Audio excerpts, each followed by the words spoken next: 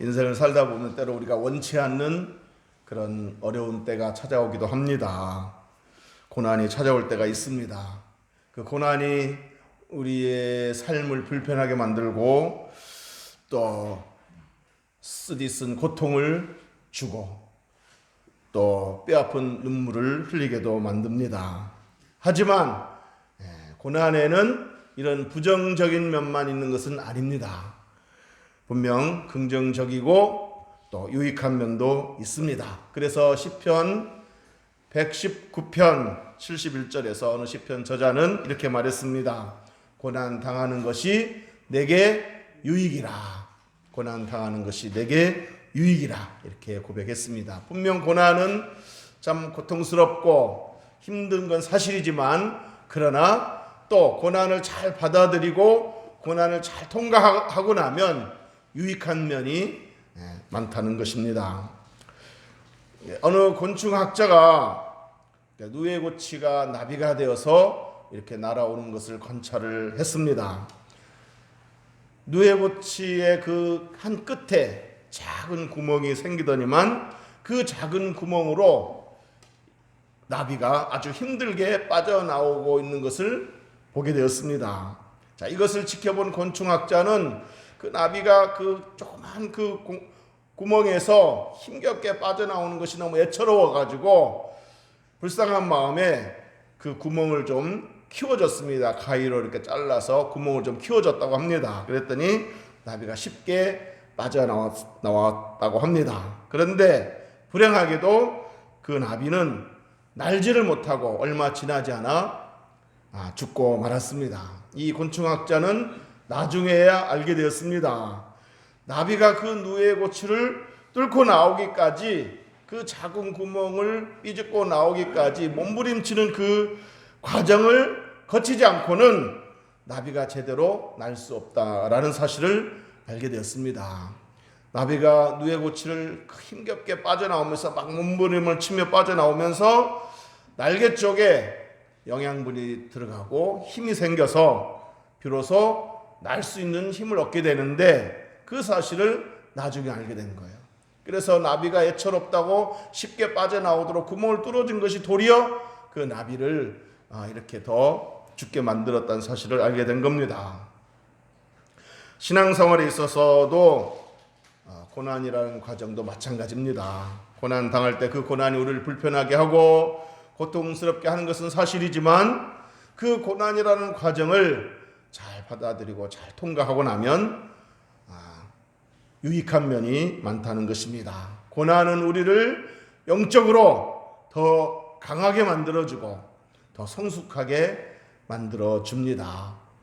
그래서 야고보서 1장에 보면은 야고보서 1장 2절에서 4절까지 보면은 야고보가 이렇게 말했습니다. 내 형제들아 너희가 여러 가지 시험을 당하거든 온전히 기쁘게 여기라. 너희가 여러 가지 시험을 당하거든 온전히 기쁘게 여기라. 자, 여기서 시험이란 단어가 있는데 성경에는 시험이란 단어가 세 가지 의미로 쓰입니다. 첫째는 글자 그대로 시험, 테스트 그런 의미로 쓰이고 두 번째는 temptation, 유혹이란 단어로 쓰일 때도 있습니다. 그래서 주기도문에 보면 우리를 시험에 빠지지 않게 하시고 할 때 그 시험은 유혹입니다. 유혹에 빠지지 않게 하시고 그리고 마지막 세 번째는 트라이얼, 시련이란 뜻입니다. 고난이란 뜻입니다. 그래서 오늘 본문은 아니고 야고보서 1장 2절에 너희가 여러 가지 시험을 당하거든 할 때 그 시험은 마지막 세 번째 의미 트라이얼, 시련, 고난이 되겠습니다. 자, 야고보 사도는 성도들에게 권면하기를 너희가 여러 가지 시험을 당하거든 여러 가지 고난을 당하거든 기쁘게 받아들여라 이렇게 권면하고 있습니다.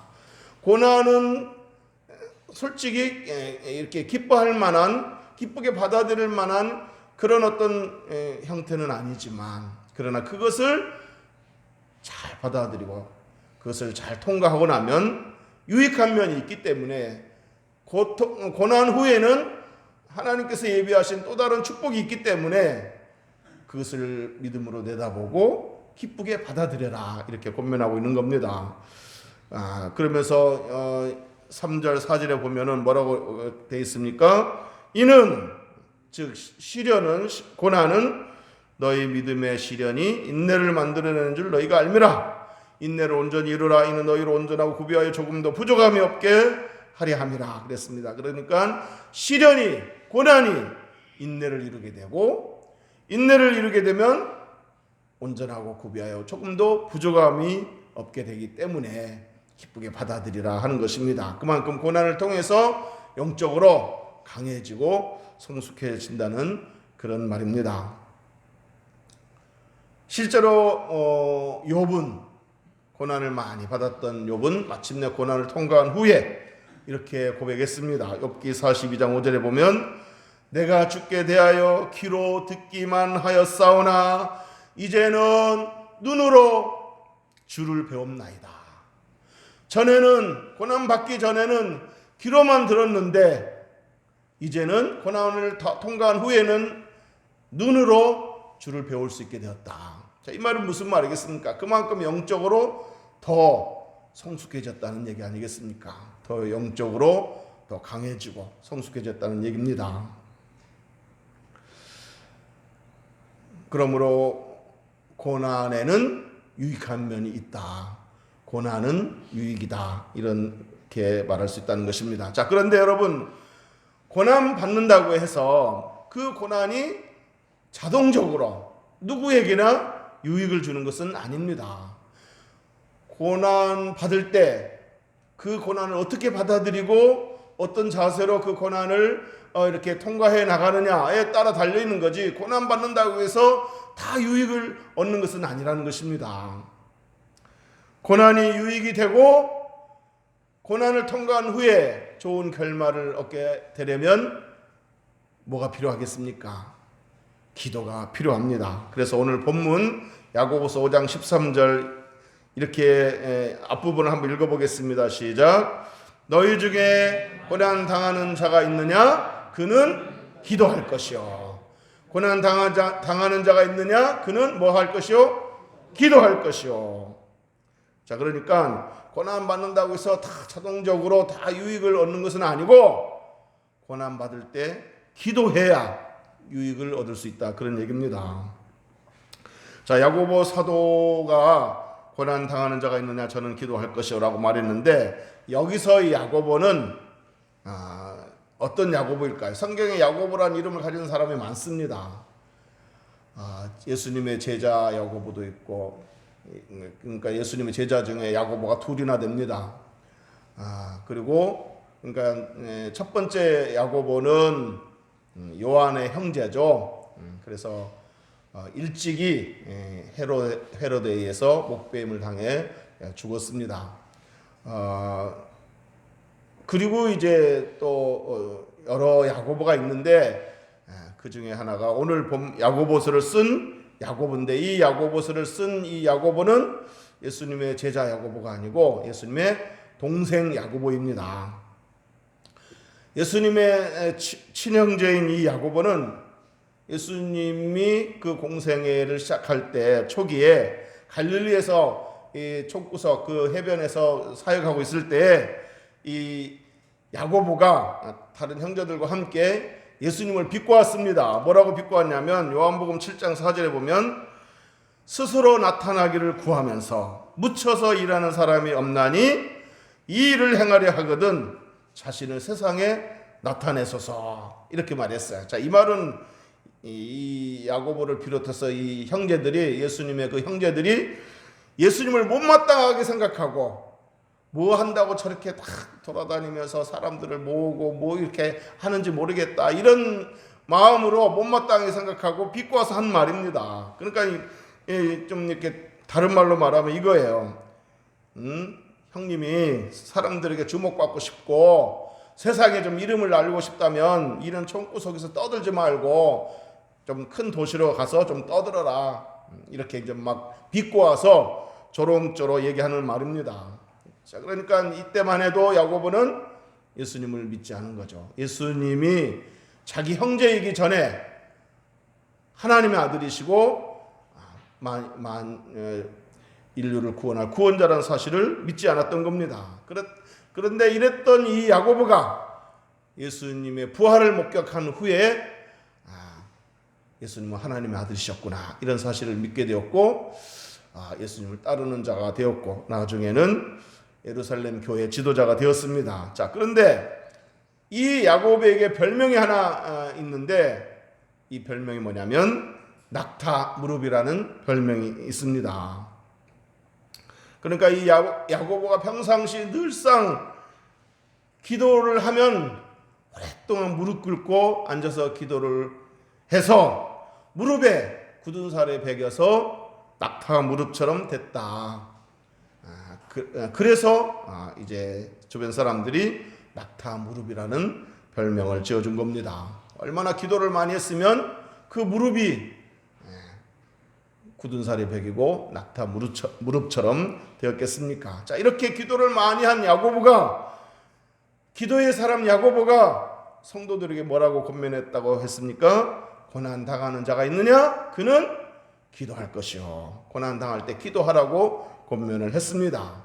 여러분, 야고보가 성도들에게 고난 당할 때는 기도하라 이렇게 권면했을 때는 어떤 의미로 그렇게 권면했겠습니까? 자기가 기도해보니까 정말 기도로서 고난을 넉넉히 이길 수 있고, 기도할 때에 고난 중에서도 어떤 힘을 얻을 수 있고, 또 고난을 통과한 후에 놀라운 또 결과물을 얻을 수 있다는 사실을 몸소 경험했기 때문에, 기도를 체험했기 때문에 이런 것들을 권면한 거 아니겠습니까? 그래서 야고보는 성도들에게 고난 당할 때 기도하라 이렇게 권면했던 겁니다.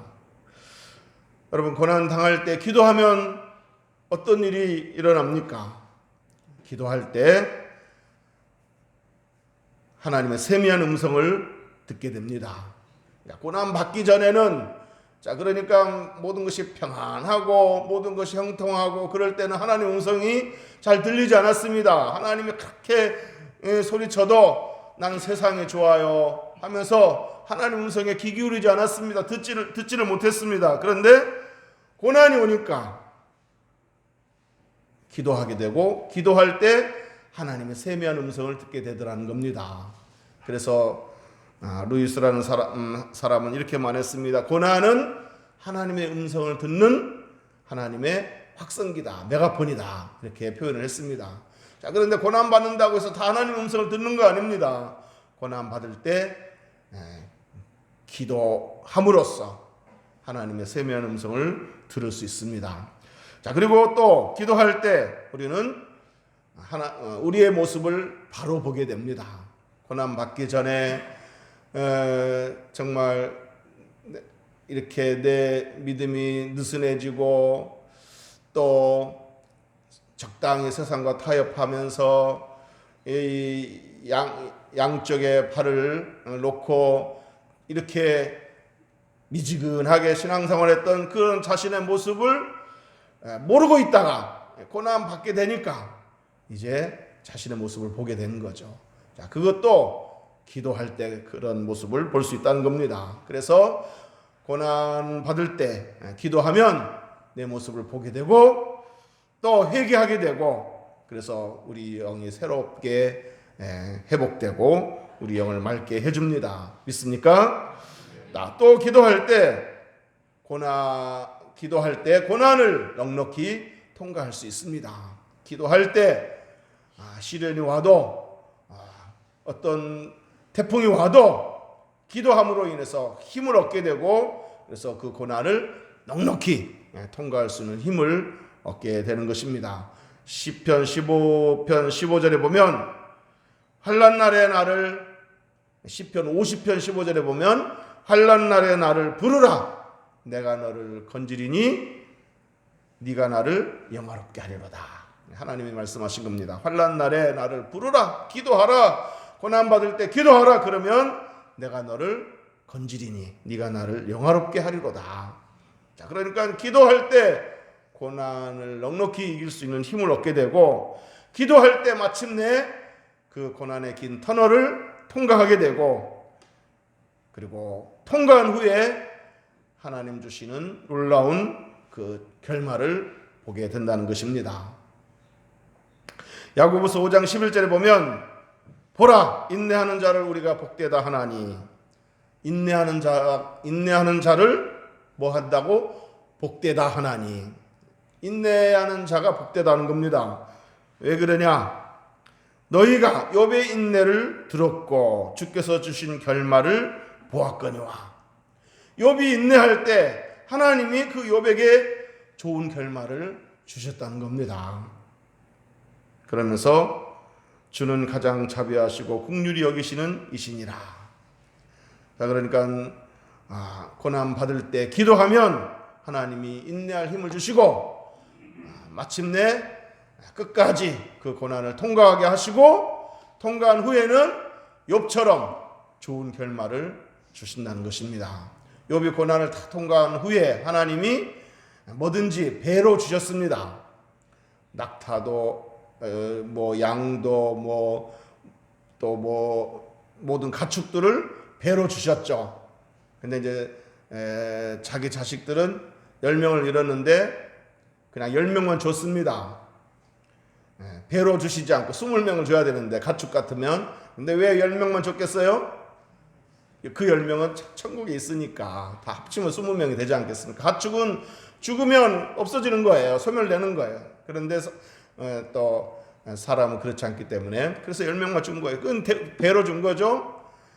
근데 이런 물질적인 축복만이 아니고 욥은 아까도 말씀드렸듯이 전에는 내가 귀로만 들었는데 이제는 눈으로 배옵나이다. 영적으로도 배로 성숙해진 겁니다. 어쨌든 욥은 고난을 통과한 후에 좋은 결말을 얻었습니다. 자, 이런 그 좋은 결말을 얻기 위해서 기도하라는 겁니다. 고난 받을 때 낙심하지 말고 기도해라. 그러면 고난을 넉넉히 통과할 수 있는 힘을 얻게 되고 인내하게 되고 마침내 고난을 통과한 후에 욥과 같은 좋은 결말을 얻게 되니 기도하라 라고 권면하고 있습니다. 자, 그런데 이렇게 고난을 다 통과한 후에 찾아오는 그 즐거움은 얼마나 크겠습니까? 그 기쁨은, 그 감격은 얼마나 크겠습니까? 제가 방송에서 어느 연예인이 이런 얘기하는 것을 자기가 겪었던 일을 얘기하는데 뭐냐면 그 사람이 연예인이 되기 위해서 그렇게 시험을 많이 봤다는 거예요. 도전을 많이 했는데 면접 때 꼭 이렇게 떨어진다는 거예요. 계속해서 떨어진다는 거예요. 그러다가 어느 날 면접에서 이제 합격했다는 소식을 듣고 너무 좋아서 길가로 뛰쳐나갔는데 평상시 늘 다니던 길에 피어있는 꽃이 그렇게 아름답게 보일 수가 없더라는 거예요. 이 꽃이 이렇게 아름다웠었나? 라고 할 정도로 그 꽃이 너무 아름답게 보이더라는 거예요. 늘 보아왔던 꽃인데 새롭게 보인 거죠. 길가의 풀잎이 이렇게 파릇파릇했나? 하늘이 이렇게 청명했었나? 이웃 사람들이 이렇게 아름다웠었나? 이런 생각이 들 정도로 모든 것이 달라 보이더라는 겁니다. 왜 그렇겠습니까? 계속해서 오랫동안 낙방을 하고 떨어지고 그런 어떤 그 암울한 시간을 거치다가 마침내 그 합격이 되었으니 너무 즐거운 거예요. 그래서 너무 모든 것이 새롭게 보이는 거예요. 마찬가지입니다.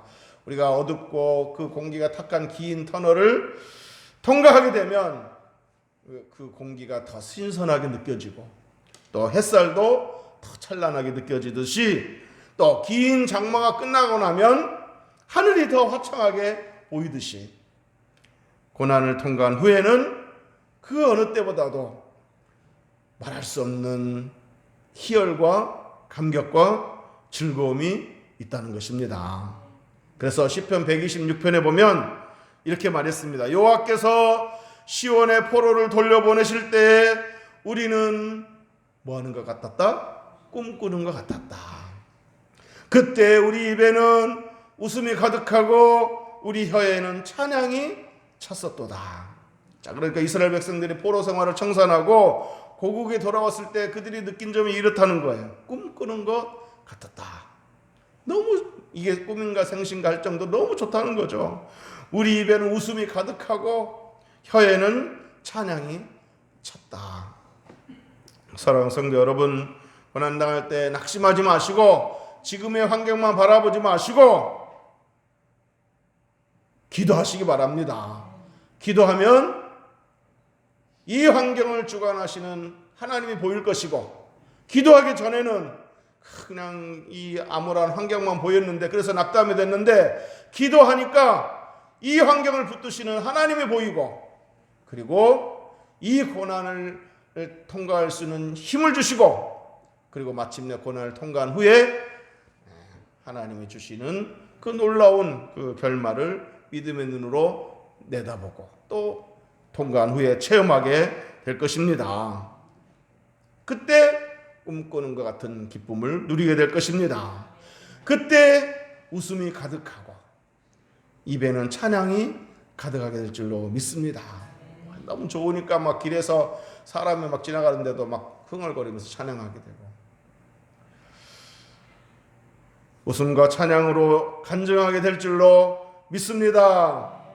자, 그런데 야고보 사도가 오늘 본문에 고난당할 때는 기도하라고 그랬는데, 반대로 즐거워할 때는 뭐 하라고 그랬습니까? 우리 본문 다시 한번 읽어보겠습니다. 13절 시작. 너희 중에 고난당하는 자가 있느냐? 그는 기도할 것이요 즐거워하는 자가 있느냐? 그는 찬송할지니라. 아멘. 즐거워할 때는, 고난당할 때는 기도하라고 그랬고, 즐거워할 때는 찬송하라 그랬습니다. 여기서 즐거워할 때라는 말은 어느 때를 말하겠습니까?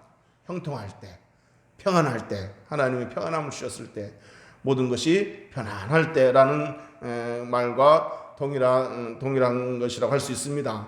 자, 야고보는 이렇게 형통할 때, 평안할 때 뭐 하라고 그랬습니까? 찬송하라. 자, 그런데 여기서 찬송하라는 말에는 뭐가 포함되어 있을까요? 감사하라는 말이 포함되어 있습니다. 하나님이 이런 평안과 형통함을 주셨으니 감사하라. 감사를 잊지 말라. 감사하면서 찬양하라. 이런 권면을 하고 있는 것입니다. 이렇게 내가 이런 평안함을, 형통함을 누리게 된 것이 내 힘으로 얻어진 것이 아니라 하나님 은혜로 얻어진 것이다. 하나님이 하셨다. 하나님이 도우셨다. 내가 신실해서가 아니라 하나님 신실해서다. 하나님의 선하심과 인자하심이 역사하여 내게 이런 평안함을 주셨다 생각하고 하나님을 찬양하되 감사하면서 하나님의 은혜를 인정하면서 하나님께 영광을 돌려드리면서 찬양하라는 것입니다. 믿습니까? 우리가 고난당할 때는 기도하고, 또 이렇게 평안함을 주셨을 때는, 즐거워할 때는, 형통할 때는 하나님 내게 이런 형통함을 주신 거 감사합니다. 평안함을 주신 거 감사합니다. 풍성함을 주신 거 감사합니다. 이것들이 다 하나님으로부터 왔습니다. 하나님 하셨습니다. 하나님 덕분에 이것을 누리고 삽니다. 하나님 감사합니다. 하나님 은혜로 이렇게 건강하게 살고 있고, 직장생활 하고 있고, 하나님 은혜로 이렇게 사업하고 있고, 하나님 은혜로 이렇게 일이 진행되고 있습니다. 하나님 감사합니다 하면서 감사하는 마음을 담아서 찬양하라는 겁니다. 믿습니까? 이제 말씀을 정리하도록 하겠습니다. 우리는 이런 생각을 할 수 있습니다. 하나님께서 우리에게 맨날 하나님 전능하시니까, 그리고 하나님 우리 아버지시니까 맨날 웃을 일만 주시고 춤출 일만 주시면 좋겠는데 왜 눈물을 주시는 걸까? 왜 슬플 일을 주시는 걸까? 형통한 날만 있으면 좋겠는데 왜 공고한 날을 주시는가? 이런 생각을 할 때가 있습니다.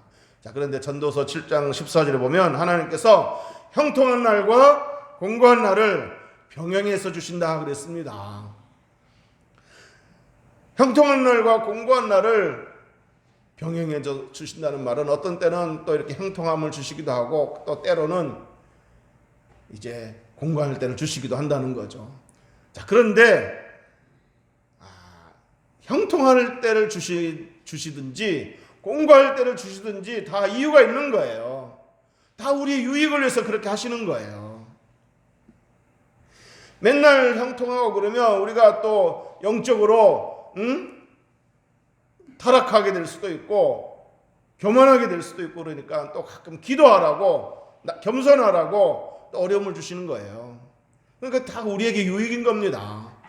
또 평안함을 주신 것은 또 봉사하라고 열심히 또 주를 섬기라고 이렇게 또 형통함을 주시기도 하는 겁니다. 물질로 섬기고 몸으로 섬기라고 건강도 주시고 물질도 주시는 거예요. 다 그러니까 형통함도 곤고함도 다 우리의 유익을 위해서 주시는 겁니다. 믿습니까? 여러분, 햇빛이 좋다고 맨날 햇빛만 찌면 어떻게 되겠습니까? 비도 와야 되는 거예요. 햇빛만 찌면 어때요? 온 바닥이 다 이렇게 가뭄 때문에 이 생산물을 얻을 수가 없잖아요. 비도 와야 됩니다.